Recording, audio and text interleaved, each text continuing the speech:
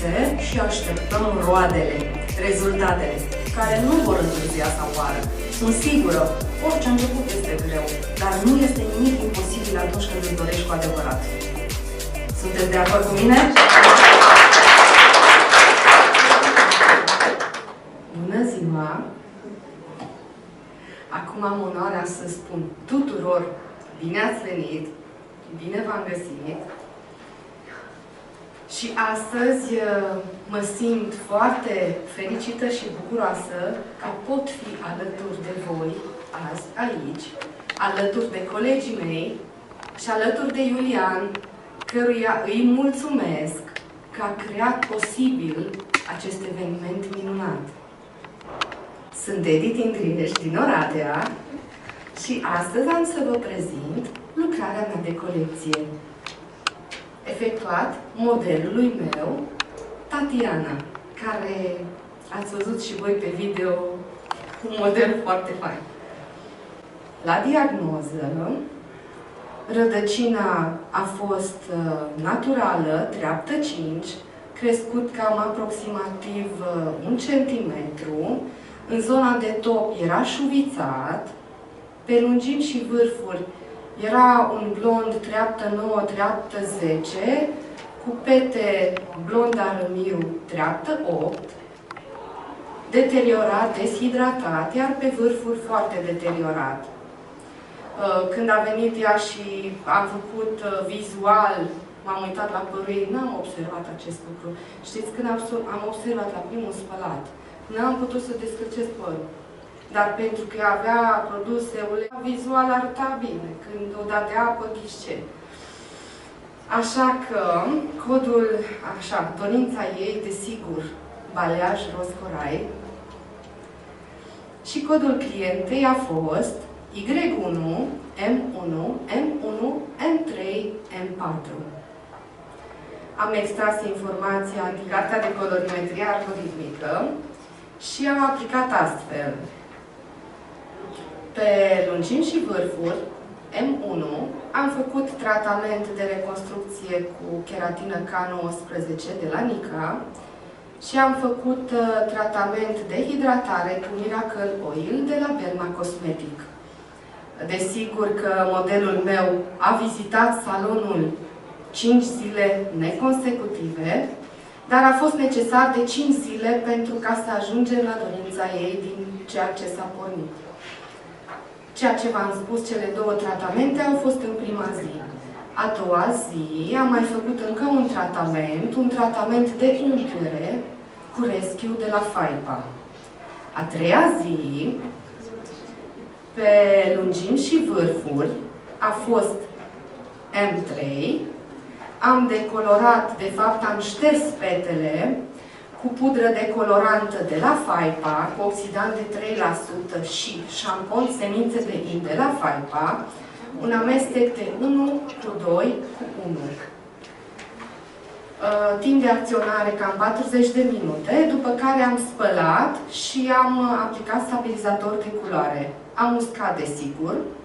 După aceea, pe rădăcină a fost Y1, adică am aplicat vopsea fără amoniac de Keratin Color de la Faipa, 5.032, cu oxidant de 3% într-un amestec de 1+2.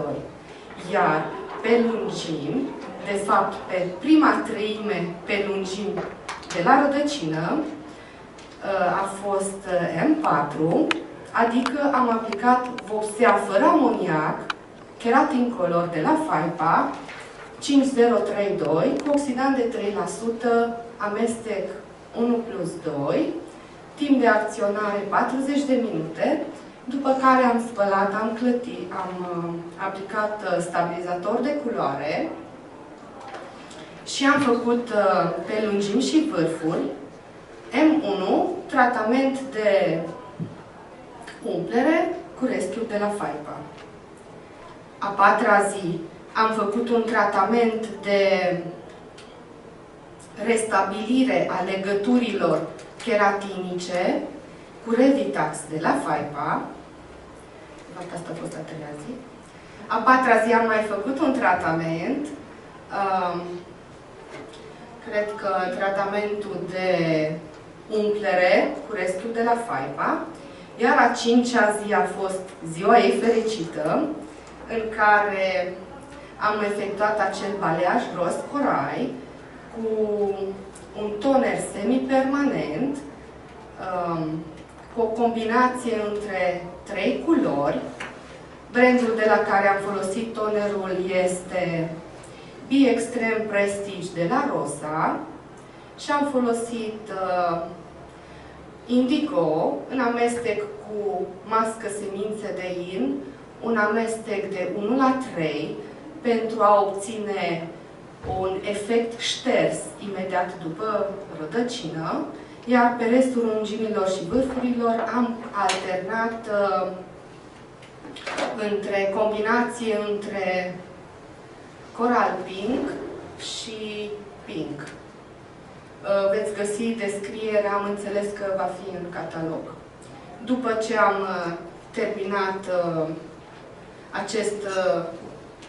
această culoare roz corai, am mai efectuat un tratament de umplere și hidratare cu efect de laminare cu rescue de la Faipa. La modelul meu la tunsoare am folosit tehnica Bob. Această tunsoare și culoare o recomand clientelor care doresc o schimbare. Am recomandat modelului meu pentru acasă șampon și mască pentru păr vopsit de la City Life Protecting de la Faipa. Iar ca și detalii, vreau să vă spun 2 detalii din lucrarea mea.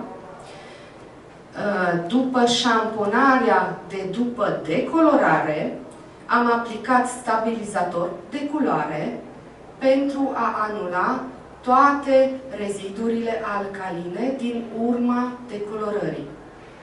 Un alt detaliu care vreau să vă spun, atunci când am aplicat vopsea pe rădăcină și pe 1/3 din lungimi, de fapt am făcut un negativ baleaj, unde am lucrat pe secțiuni subțiri, secțiuni deja luate în zigzag, secțiuni pe care le-am tapat, le-am și croșetat, deci am combinat toate tehnicile și am aplicat în folii vopseaua în formă de A, V, W și M. Acestea sunt detaliile pe care le-am considerat să vi le povestesc și aceasta a fost lucrarea mea de colecție. Vă mulțumesc!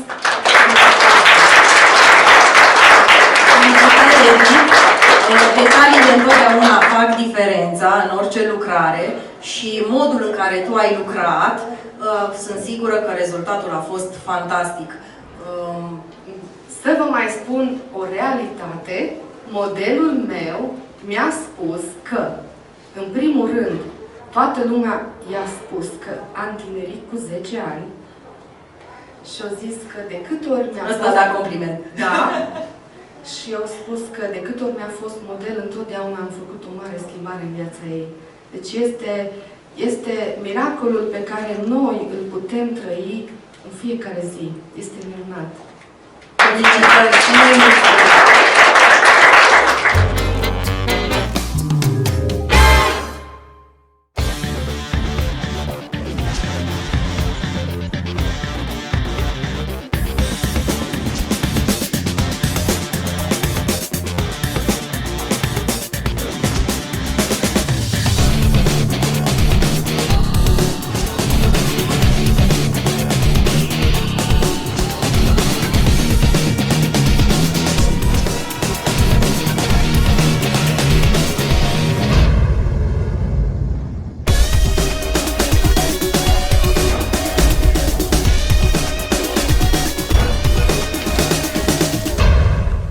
Lucrează aici concentrată, sunt sigură că pe ea nu reușesc să o deconcentrez. Da.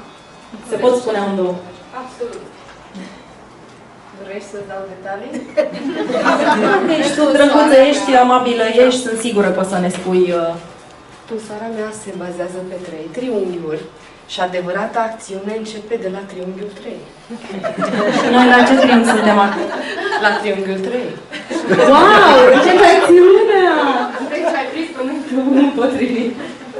Dar am să explic toată tunsoarea cap-coadă la final, când este momentul, pentru că dacă ofer doar o bucățică din ea, nu este complet și mie îmi place să ofer o informație completă.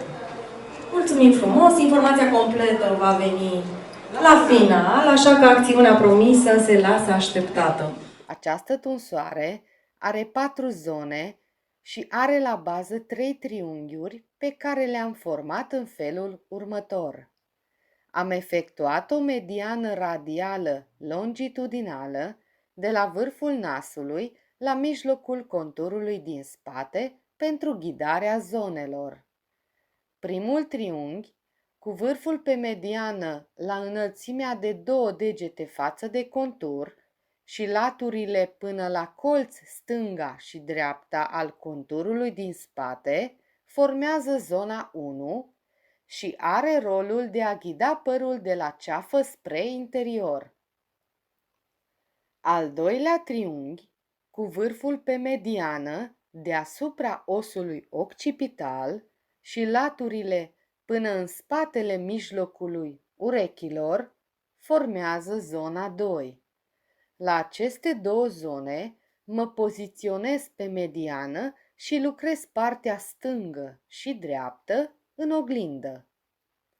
Al treilea triunghi, cu vârful situat aproximativ la prima treime al distanței dintre punctul 0 și osul occipital, cu laturile până în față deasupra colțurilor sprâncenelor, formează zona 3, unde începe acțiunea propriu-zisă, pentru că poziția corpului, graduarea și unghiul tăierii se schimbă de la mijloc spre laterale și spre față, diferit în stânga față de dreapta. Zona 3 definește mișcarea asimetrică a tunsorii. Zona 4 este partea de top, unde poziția corpului se modifică la fiecare secțiune radială din punctul 0 la laturile zonei 3. Efectuarea tunsorii. Zona 1, primul triunghi, poziția corpului pe mediană, pieptănat orizontal de sus în jos, priza meșei cu palma în jos, graduare 0, capul foarte aplecat spre față, secționez drept. Apoi îmi mențin poziția pe mediană, piaptă-n circular de jos în sus, de pe mediană la laturile stânga și dreapta ale triunghiului, ghid colț stânga și dreapta, priza cu palma în jos spre mine, la 45 interior față de creștere, unghiul meșei, cap foarte aplecat spre față, secționez drept. Zona 2, al doilea triunghi. Poziția corpului pe mediană, ghid laturile stânga și dreapta din zona 1. Pieptănat orizontal, oblic, de sus în jos, priza cu palma în jos, graduare 0, cap aplecat spre față, secționez drept. Zona 3, al treilea triunghi. Aici avem spate mijloc, stânga lateral și stânga față, dreapta lateral, dreapta față. Zona 3, spate mijloc. Poziția corpului pe mediană, ghid laturile stânga și dreapta din zona 1. Pieptănat orizontal, oblic, de sus în jos, priza meșei cu palma în jos, unghiul meșei, graduare de un deget. Capul este aplecat spre față, secționez drept. Zona 3, stânga lateral și stânga față. Poziția corpului pe mediană, ghid prelungirea laturii stânga din zona 1. Pieptănat circular orizontal de sus în jos la latura stângă din zona 1. Priza meșei cu palma în jos, oblic, graduare de un deget, secționare oblică 45 de grade exterior foarte alungit. Capul este aplecat spre față. Zona 3, dreapta lateral. Poziția corpului 45 de grade în dreapta față de mediană, ghid, latura dreaptă din zona 1. Pieptănat orizontal, de sus în jos, priza cu palma în jos, subsecțiunea 1, graduare 2 degete, capul este puțin aplecat spre față, secționez drept. Subsecțiunea 2, graduare 3 degete, capul este în poziție dreaptă, secționez drept. Zona 3, dreapta față. Poziția corpului la 90 de grade în dreapta față de mediană, ghid, latura dreaptă din zona 1. Pieptănat orizontal oblic, de sus în jos, priza cu palma în jos, graduare 3 degete, capul este în poziție dreaptă, secționez drept. Zona 4. Secțiuni radiale din punctul 0 la zona 3. Poziția corpului paralel cu muchia pieptănului la fiecare secțiune, ghid, este zona 3. Pieptănat vertical de jos în sus, priza cu palma spre craniu, imitând forma craniului. Graduare 45 de grade exterior față de creștere, secționare semirotund. Poziția capului este drept, apoi, la partea din față dreapta, capul se întoarce spre dreapta. Această tunsoare se potrivește clientelor cu păr des, clientelor care doresc o tunsoare mediu spre lung, clientelor care doresc o tunsoare asimetrică și clientelor care își doresc o schimbare. Vă mulțumesc!